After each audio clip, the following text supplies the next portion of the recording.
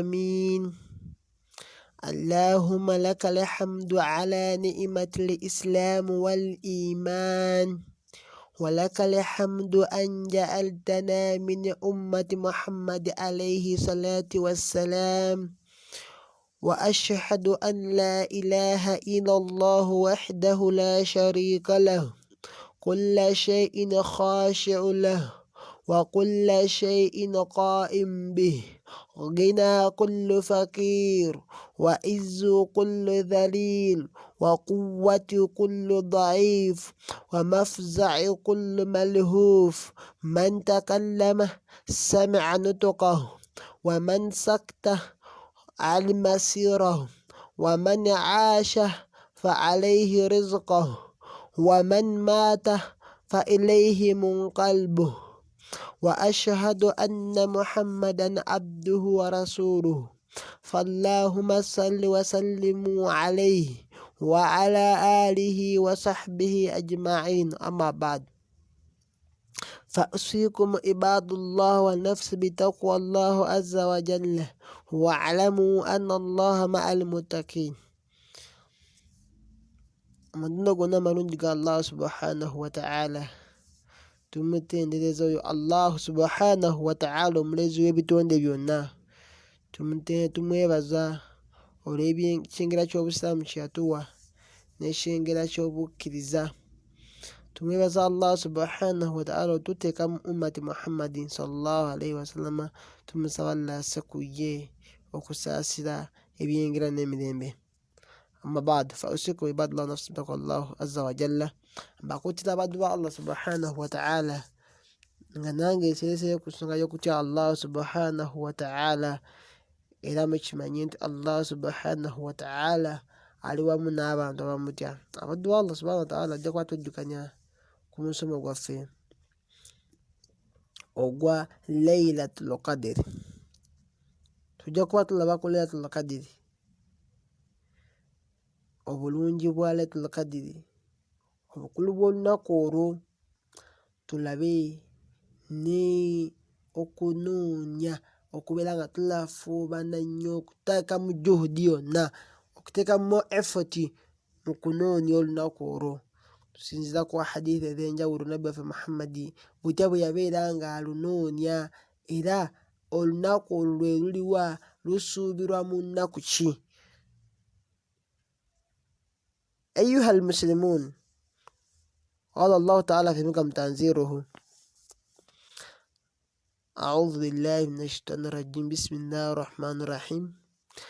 إنا أنزلناه في ليلة القدر، وما أدراك ما ليلة القدر، ليلة القدر خير من 1000 شهر، تنزل الملائكة والروح فيها بإذن ربهم من كل أمر، سلام هي حتى مطلع الفجر.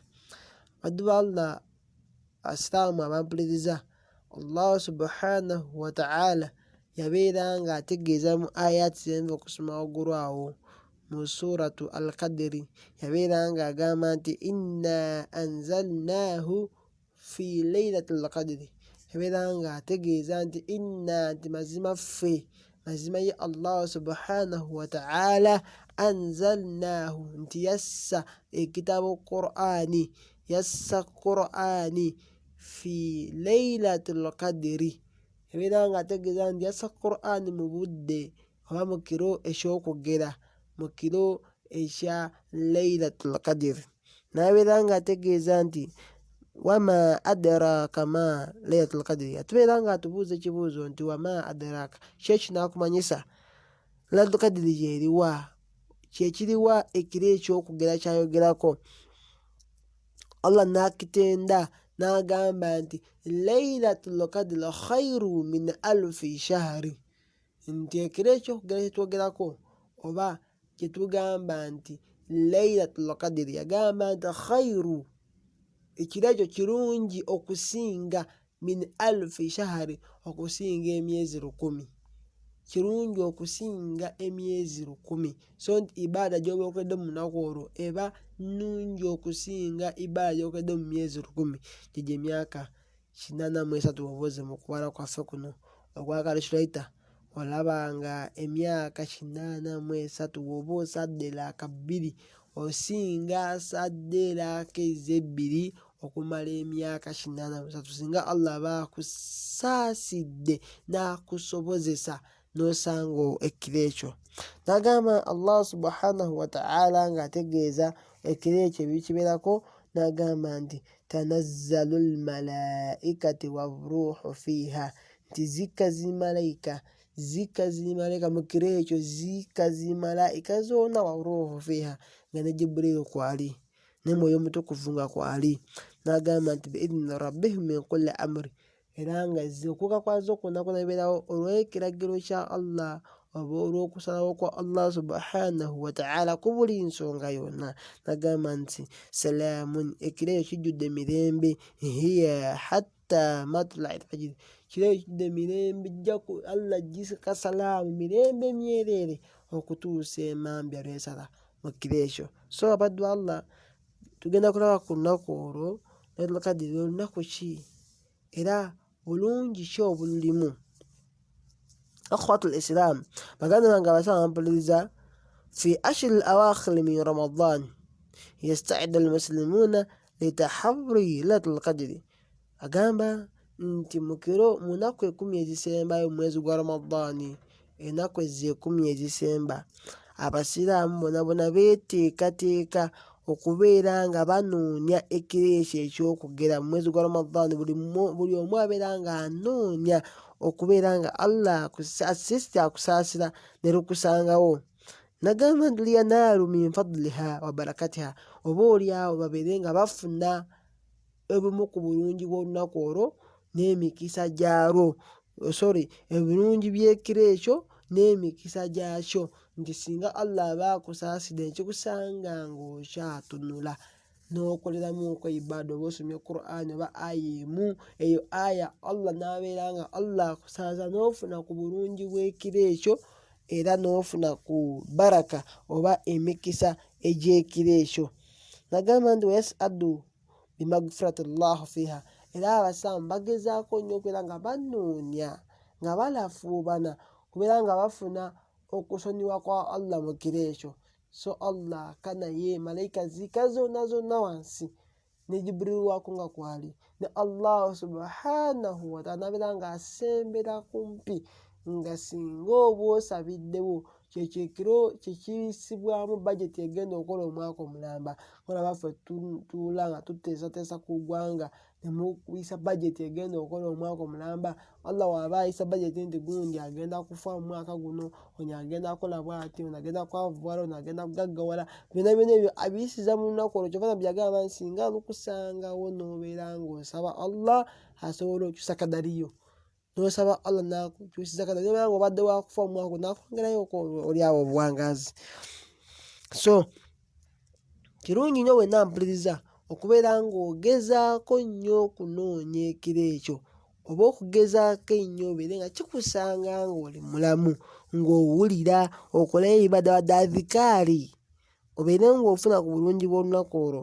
Waddu Allah subhanahu wa ta'ala, fa inna Allaha astafa shafaya min khalqihi, Allah yabeera ng'agenda alonda mu bantu, agendamu abantu abali special mu bitonde bye yatonda byonna, yabeera nga ajja ng'abisuusulamu ng'afaddala ebimu ku biine waabyo. Yabeera Allah subhanahu wa ta'ala yatandikira ku bamalaika, fastafa min malaika rusula, n'alondamu ababaka mu bamalaika bonna bangi, yatonda bangi n'alondamu ababaka. Wastafa min ibadihi rusula, oba min al insani rusula, oba min annasi rusula, n'alonda naffe mu bantu. Twawangala Nabbi Muhammad we yabeerawo abantu baaliwo bangi, n'alondamu ye nga ye nabbi. yajjanga bw'atyo mirembe egyatukulembera nga Allah abantu babeerawo bangi n'alondamu omu nga ye nabbi waabwe, alondamu ababaka mumufu abantu ffenna bwalaba wano ku nsi, n'alondamu ba masheekhe ba aima nti bano babeere ba imaamu bammwe, bano ba ulama, bano babeere baki. Allah bw'atyo agenda ng'ajja mu bantu ng'atulondamu, musobola okubeera nga muli balongo famire, n'alondamu Allah omu n'amukwasa ekitabo kya Qur'ani, naye ng'oli talina kyamanyi mu Qur'ani, naye ng'ate balongo. So Allah bw'atyo bw'ajja ng'atusunsula mu bantu n'ajjamu ababaka. Allah subhanahu wa ta'ala wastafa min kalami dhikrahu, n'abeera ng'alonda mu bigambo bye byona, n'alondamu dhikiri, alondamu ebigambo by'okumutenda nabyo n'owulira nti ebigambo nti ogamba bw'oti gamba bisimillah, oba ogenda kola bw'oti gamba subhanallah, gamba alhamdulillah. Mu bigambo bye byonna ebiyitirivu n'abeera ng'ajjamu dhikira, n'ajjamu okubeera nga tujjamu adhikaari oba okumutenda oba ebigambo eby'okumutenda nabyo ng'abijja mu bigambo ebingi bye yabeera ng'atuusiza ku nsi kuno. N'alonda wa minal ardi masajida, n'abeera ng'alonda mu nsi muno eno ng'alondamu emizigiti, abantu we bagenda okusinzikiza amasinzizo, nti wano ensi nnene, nolaba nti ekifo kino Allah akilonda nga kyakuzimbawo katale, kino kyatooyi. N'alondamu mu nsi muno ng'ajjamu ebifo nti kino masajidi, wano bateekawo masajidi, wano masjidi, wano masjidi, wano masjidi, n'alondamu mu bifo bye ku nsi yonna etukula, n'ajjamu ebifo nga byo bira khasatan nga we bagenda okubeera nga bamusinzikiza. Allah subhanahu wa ta'ala teyakomaawo, wastafa min ashuhuri shahru ramadani wa ashhuril hurum, n'abeera ng'alonda mu myezi gyonna n'ajjamu omwezi gwa Ramadani, n'alondamu n'emyezi gy'emizizo, emyezi gye muwulira gy'ena omuli Dhulqaada, Dhulhajji, Muharramu ne Rajabu, n'abeera ng'alondamu emyezi gy'emizizo nga singa okolamu akalungi kazitowa ate n'akabi kageejja, n'olaba mu Ramadani. Edhambi yonna eryaziizibwa wabweru wa Ramadani liba ttono, naye ate singa olikwera mu Ramadani ate ezambi libeera ddene nnyo, ofuna omusango nga munene okusinga akikoledde wabweru wa Ramadani. So Allah subhanahu wa ta'ala wastafa min al ayami yaumul jumua, n'alonda mu nnaku zonna n'ajjamu olunaku lwa Jumaa, nabbi yagamba nti huwa iduna, olunaku lwaffe olwa idi yaffe olw'okujaguza gye tuli, olunaku olukulu yaumul akbaru min asbu'i, olunaku olusinga okuba olw'ebbeeyi olukulu ennyo mu wiiki. So Allah n'abeera ng'alonda mu bintu bwe bw'atyo. Wa mina layali laylatul qadri, n'alonda mu biro byonna, n'alondamu ekiro ekya laylatul qadri. Weda kyenjogerako, فقد من الله تبارك وتعالى على أمة محمد بأن اختصها بتلك الليلة. yabeera nga Allah ng'atusobozesa, n'abeera ng'alondayo n'alutusiimira fe aba ummati Muhammadi, n'alukhassaha, n'atutongoza n'ekiro ekyo al mubaraka, ekiro eky'emikisa, allati hiya khayru layalil aamu, nga kyekiro ekyasinza okuba eky'ebbeeyi oba ekyasinza okuba ekyenkizo mu mwaka omulamba, ala itlaq, ng'ogenze ku umumu oba itlaaka fil jumla generally, ng'ogasse ennaku zonna eziri mu mwaka, ebiro byonna ebiri mu mwaka omulamba, ekiro ekikyasinza okubeera eky'ebbeeyi mu mwaka omulamba kyekiro ekya laylatul qadri. Wallati nuzila fiha al-Qur'ani, ekyo ekiro omwasibwa Qur'ani al-Karimu, Qur'ani ey'ekitiibwa. Waqad ja'ala Allahu azza wa jalla al-ibada fiha khairu min ibadati alfi shahr, yabeera nga Allah afuula ibaada ekoleddwa mu kiro ekyo, Allah yabeera nga agifaddala, n'abeera nga afuula ibaada ekoleddwa mu kiro ekyo, yonna ibaada gy'oba okoze mu kiro ekyo yabeera nga agifuula nga nnungi okusinga ibaada ezikoleddwa mu myezi 1,000. Qala ta'ala, n'agamba mu Qur'an muswat gyensome, yagamba nti laylatul qadri khairu min alfi shahri, yagamba nti ekyo ekiro ekyokugera oba ekiro ekya Laylatul Qadri yagamba nti kirungi okusinga emyezi 10, so nti ibada gy'oba okoze mu kiro ekyo nnungi okusinga emyezi 10. Ayuhal muslimuuna, abange mwe abasiraamu bampuliriza, wa fadailu Laylatul Qadri kathiratu azima. Ebirungi by'ekiro ekyo ekyokugera, ebirungi by'ekiro ekya Laylatul Qadri bingi kamaala, bingi nnyo, wa azima ate bikulu nnyo, binene nnyo. wa min fadaili Laylatul Qadri, egimu ku birungi bya Laylatul Qadri, annaha laylatul mubaraka nuzila fiha al-Qur'an al-Karimu ala nabii sallallahu alaihi wasallam.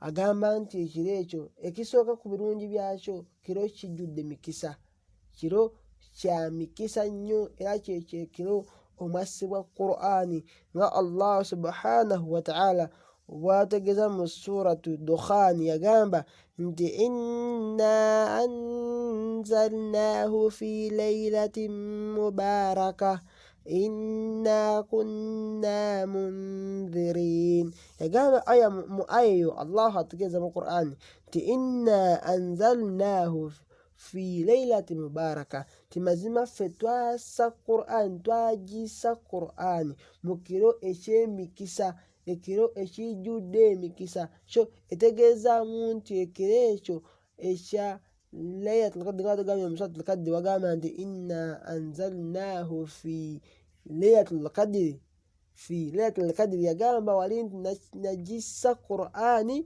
mu kiro ekyokugera. Kati wanatugamba nti mazima nagissa fi Laylatul Mubaraka, nagissa mu kiro eky'emikisa, so nga ategeezaamu nti Qur'ani yassibwa mu kiro eky'emikisa, nga kyekyo kyetwogerako obwedda kye bayita Laylatul Qadri. N'agamba nti wa inna qiyamu laylaha, era omuntu ayimirira ekiro ekyo sababu ligufurani dhunubi, emu ku nsonga Allah kwasinziira okubeera nga musoni w'amazambi gonna ge yakulembeza okola. Okuliko hadithi eva ku Abi Hurayra, yagamba nti qala Rasulullah sallallahu alayhi wasallama man qama Laylatul Qadri imanan wa ihtisaban gufira lahu ma taqaddama min dhanbihi, mutafaqun alayhi. Hadithi esanga mu kitabu kya Bukhari ne Muslimu. Abi Hurayra yabeera nga ategeeza nga alipooti nga agamba nti nabbi waffe Muhammadi sallallahu alayhi wasallama yagamba nti man qama, yena ayimirira Laylatul Qadri mu kiro ekyo ekyokugera, yena ayimirira ekiro ekyokugera ekyo imanan, ng'ayimiridde ku lwa Allah subhanahu wa ta'ala, nga mukkiriza, imanan ng'ayimiridde ku lwa Allah bi ikhlasi niyya, si kuyimirira abantu kumulaba, si kuyimirira mu buyimirizi, wabula ng'ayimiridde ku lwa Allah azza wa jalla, wa ihtisaban, era ng'asuubira empeera mu kuyimirirako okwo, ng'akikola amanyi nti Allah ku lunaku lwa kiyama agenda kubeera ng'amubala amusasulemu empeera ze. Nabbi yagamba nti gufira lahu ma taqaddama min dhanbihi, nti asonyiyibwa byonna ebyakulembera mu mazambi ge. Gona gona amazambi ge yakulembeza okola Allah agamusonyiwa, so nekibeera nga ekiro ekyo sababu ligufurani dhunubi, emu ku nsonga Allah kwasinziira okubeera nga asonyiwa abantu amazambi ge bakulembeza okola. Hadithi etugenda okubeera nga twongera okulaba ku nsonga eyo ey'okubeera nga tunoonya nnyo olunaku olwo, era tuyita mu magezi ky'okubeera nga tufuna oba oli awo Allah atusange, era twogera bigambo kisinga luba lukusanzeewo, duwa gy'osaba.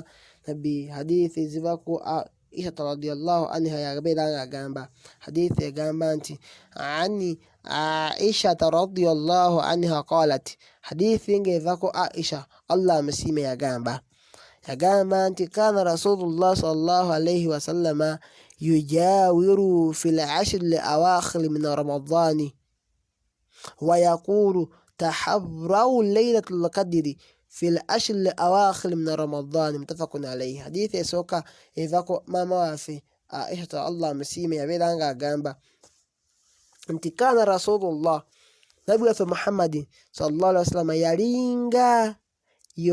yujawiru yalinga akola itikafu yujawiru kitegeeza nti yabeeranga itakafa nabbi waffe Muhammad yabeeranga akola itikafu ng'asenguka ewaka n'asiba engugu ye n'agenda ku muzigiti n'abeera eyo mu nnaku ezisemba 10. Yagamba nti kaana yujawiru fil ashiri al awakhiri min Ramadan, mu nnaku ezisemba 10 ez'omwezi gwa Ramadan nga bwe zituuka bwe ziti nabbi waffe Muhammad yabeeranga asiba engugu ze n'ava ewaka n'adda mu muzigiti nga mwabeera mwasula mwakola ki ng'ali ku itikaafu. Yabeeranga abeera onaku etaziwera nti era 2 n'atandikirawo 21, 23 zonna ennaku ng'abeera ku muzigiti nti oba oliawo ekiro kiri ekiba kimusange ng'ali mu itikaafu ng'ali ku adhikaari. Itikaafu kitegeezamu okubeera nga weeyawula n'ova ewaka awo n'ogenda ku masajidi n'obeera nga weeyawudde bikhasatan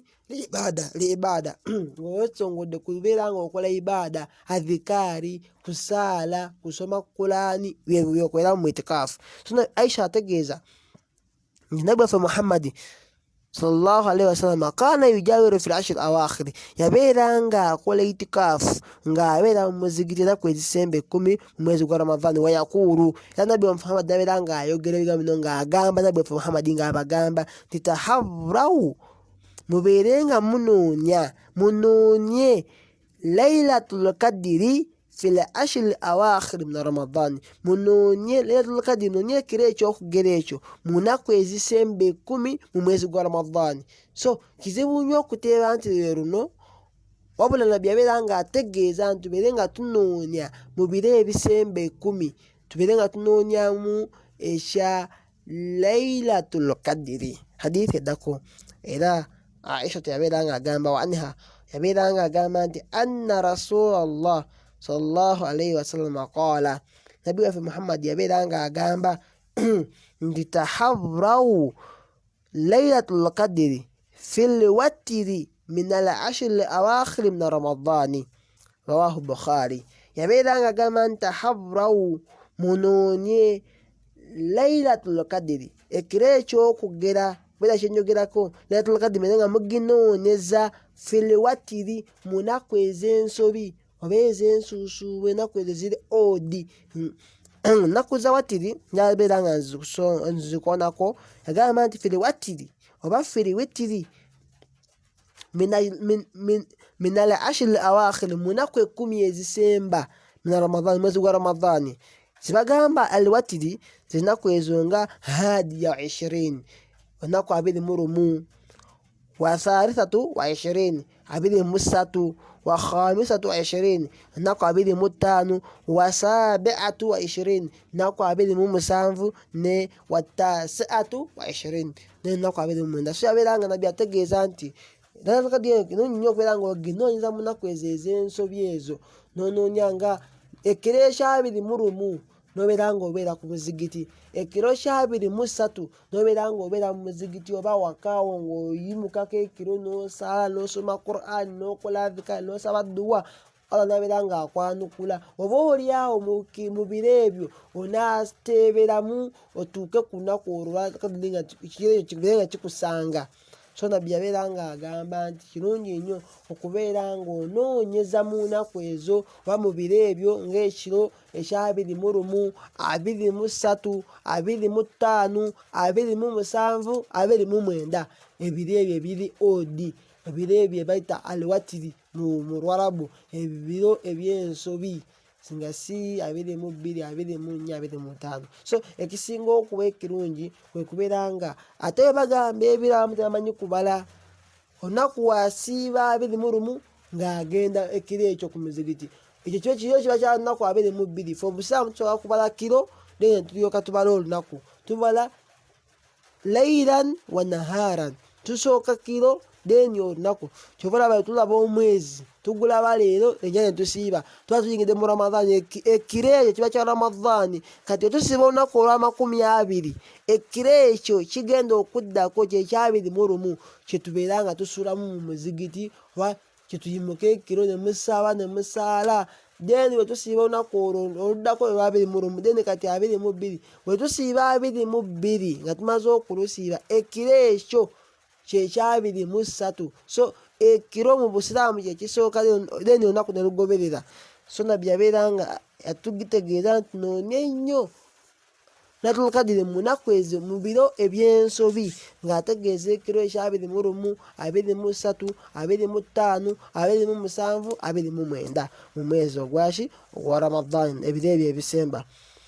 Hadithi gyengenda okuba nga eddako era ya Aishatu radiyallahu anha yabeera nga agamba nti kaana rasulullah sallallahu alayhi wasallama idha dakhala al-ashr al-awakhir min Ramadani ahya al-layla wa aykadha ahlahu wa jadda wa shadda al-mi'zara.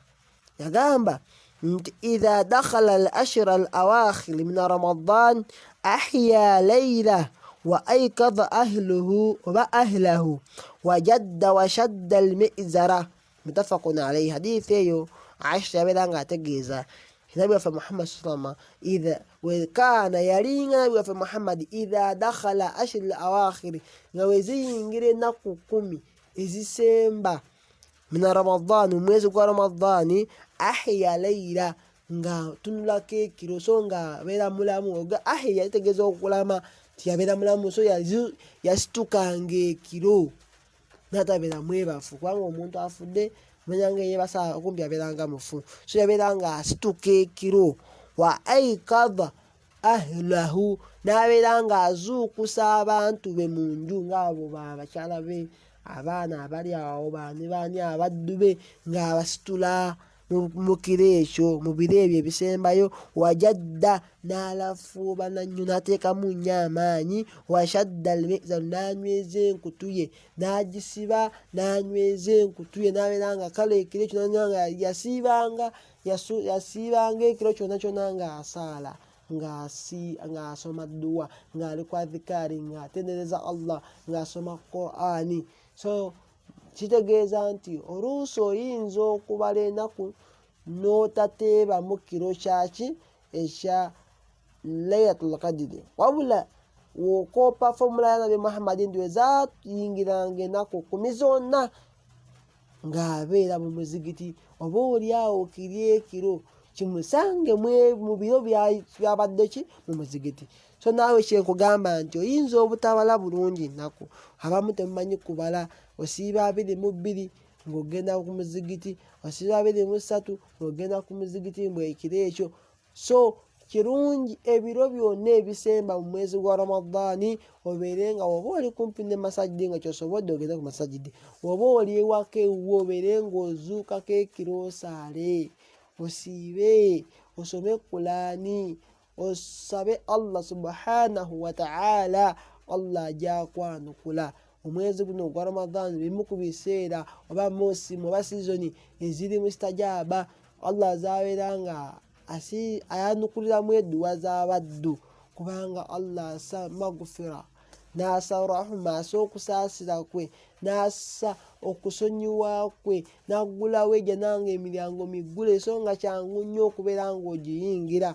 Mbakubiriza mwenna okubeera nga muteekamu nnyo amaanyi mu nnaku zino ezisemba, wallahi mubeere nga zibasanga nga mwetegese, era oba oliawo Allah atusinkanye Laylatul Qadr tufune mu baraka zaayo, tufune mu birungi byayo.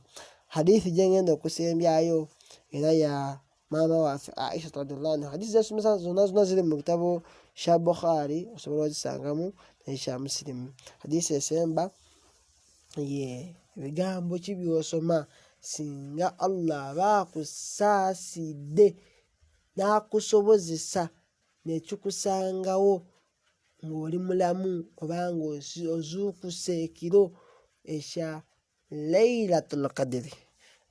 Maama waffe Aisha agamba nti Aisha yagamba nti qultu, nagamba ya Rasulallah ara'ayta in alimtu ayyu laylatin Laylatul Qadri ma aqulu fiha, qala quli Allahumma innaka afuwun تحب العفو فاعف عني رواه الترمذي. حديث eno mama fasha agamba nti qultu yagamba nti nagamba ya Rasulallah wangu mbaka wa Allah araaita in alimtu ayu laylatul qadri ma aqulu fiha. Yabeeranga abuuza mbaka wa Allah nti ya Rasulallah oshiraba otya singa bukya kumakya in alimtu nemanya olunaku olwo nemanya ekiro ekyo ayu laylatin nenteebwa ekiro kya laylatul qadri ma aqulu fiha biki byemba njogeramu mu kiro ekyo singa Allah aba ansaasidde nanteebesa nemanya olunaku olwo oba nemanya ekiro ekyo nenkituukamu ekiro ekyo nga ndi mulamu bulungi. Yagamba ma aqulu fiha bigambo ki byendina okubeera nga nsabiramu, bigambo ki byendina okubeera nga njogeramu mu kiro ekyo. Qaala nabbi namuddamu namugamba nti quuli beera ng'ogamba Allahumma innaka afuwun tuhibbul afwa fa'fu anni. Hadithi bwetyo bigamba nabbi yagamba nti quuli beera ng'ogamba kuba yali mukyala, singa yali musajja yandigambye nti qulu oba qul yandigambye nti qul gamba, wabula mukazi yagamba nti quuli beera ng'ogamba singa Allah akusaasidde n'oteeba mu lunaku olwo kirungi naawe ampuliriza nange njogera kyolina okubeera ng'osabiramu ennyo mu lunaku lwakaddi kugamba nti Allahumma innaka afuwun tuhibbul afwa fa'fu anni. Yeyo edduwa gyolina osaba ti Allahumma ayi Allah ayi mulezi wange Allah innaka afuwun mazima gwe oli musonyiyi nnyo, mazima gwe asonyiwa, mazima gwe asangulawo amadhambi ku baddu. Tuhibbul afwa era oyagala nnyo okusonyiwa fa'fu anni nkusaba onsonyiwe. Allahumma o Allah nkusaba ayi mulezi wange Allah innaka afuwun mazima gwe asonyiwa tuhibbul afwa era oyagala nnyo okusonyiwa fa'fu anni nkusaba onsonyiwe.